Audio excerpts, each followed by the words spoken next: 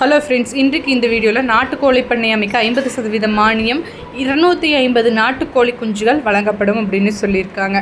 இது யார் யாருக்கெல்லாம் கிடைக்கும், எங்கே போய் அப்ளை பண்ணணும், இதுக்கான டாக்குமெண்ட்ஸ் என்ன அப்படிங்கிறதையெல்லாம் இந்த வீடியோவில் பார்க்கலாம்.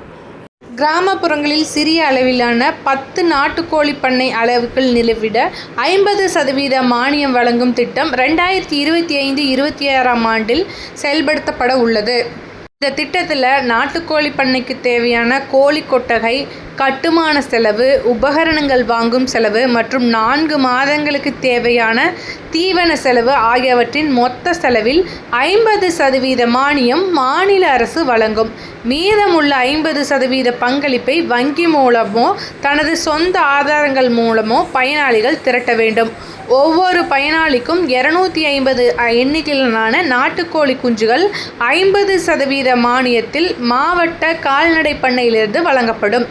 இந்த நாட்டுக்கோழி பண்ணையை கட்டுவதற்கு பயனாளிகளிடம் குறைந்தபட்சம் 625 சதுர அடி நிலம் இருக்க வேண்டும். இந்த பகுதி மனித குடியிருப்பிலிருந்து விலகி இருக்க வேண்டும். பயனாளி அந்த கிராமத்தில் நிரந்தரமாக வசிப்பவராக இருக்க வேண்டும். விதவைகள், ஆதரவற்றோர், திருநங்கைகள் மற்றும் மாற்றுத்திறனாளிகளுக்கு முன்னுரிமை வழங்கப்படும்.